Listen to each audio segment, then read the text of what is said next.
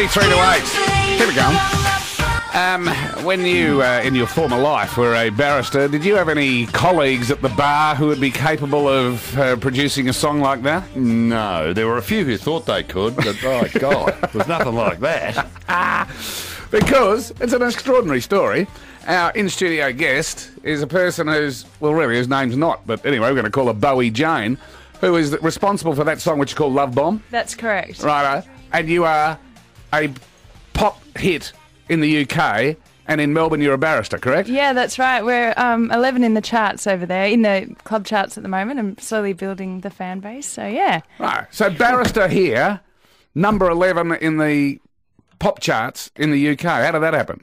Well, I've been doing the music the whole time, but most people don't know that at the bar, that's for sure. Because Bowie Jane's not your real name. No, that's right. I don't want to know your real name. I've never quite recovered from discovering that Elton John's real name was Reginald Dwight, so I don't want to know what your real name is. Or Portia de Rossi. Are you in court today? No, I'm not. I took the day off just for this. So. Just for this? But I have to say I was in court yesterday. So you're not exactly... You are not dressed as a barrister this morning. You were dressed as a pop diva. No, but the one difference today is I have no green nails on because I was in court yesterday. Righto. You are, in fact, in hot pants. Yeah. In here this morning.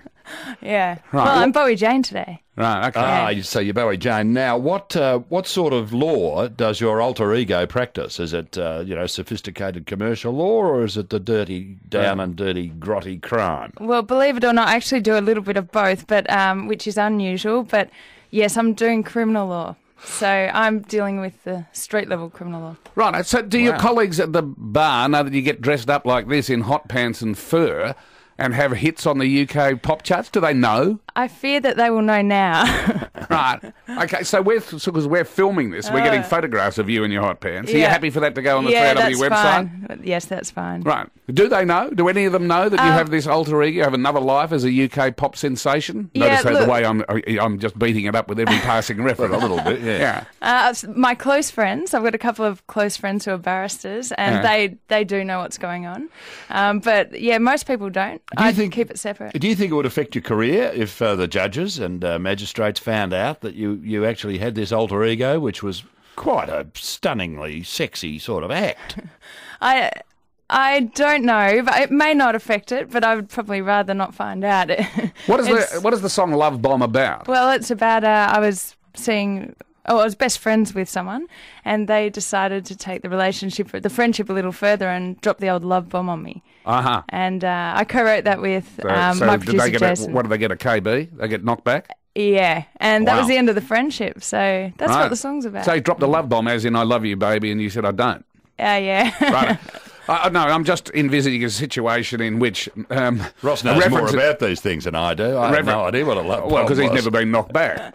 That a circumstance in which it is revealed to the judge of a case in which you're presiding that you're responsible for a hit called the Love Bomb, at which stage the judge does what judges do and go, a love bomb? And then someone would have to explain to him what a love bomb is.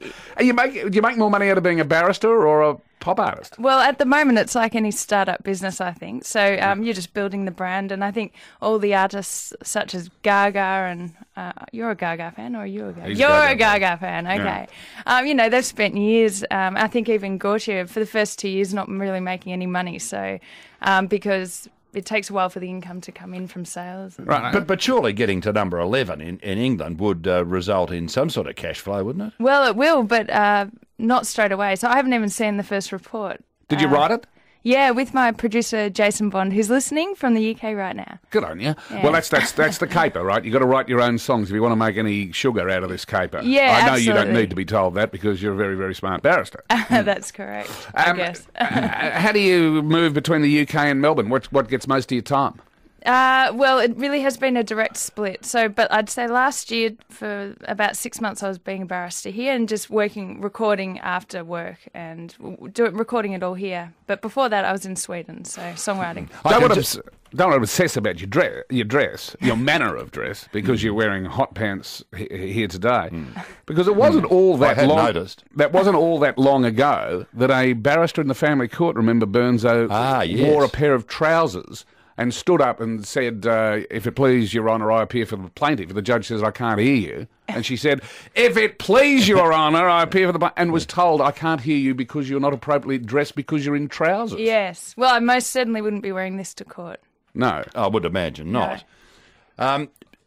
Does your legal training assist you in dealing with the parasites of the music industry in Britain? Well, I wouldn't say I've necessarily had any problems yet, and it could be because of that. So, touch wood. But it will happen. Yeah, I'm used to negotiating. In my former career, I used to do a lot of representative work for rock and roll acts. Oh, okay. And as long as your bottom points towards the ground, you will at some stage of your musical career meet such a leech. Yeah. And speaking of that particular part of your anatomy, there's no question that you are a very beautiful girl. Do you think that assists you, and have you seen any evidence that that might assist you in persuading fusty, crusty old judges about something that you're putting to them? Or indeed radio presenters. No, I would say not at all. Really? Yeah. I don't think it makes any difference. Have you got, Love Bomb is good. Have you got any further hits up your sleeve? Yeah, the next single's Bad Boy, and we've just got the final mix of it. So Jason's working on that in the UK at the moment, and then I'll fly back over there and we'll start the promo for that. How do you get a foot in the door in the UK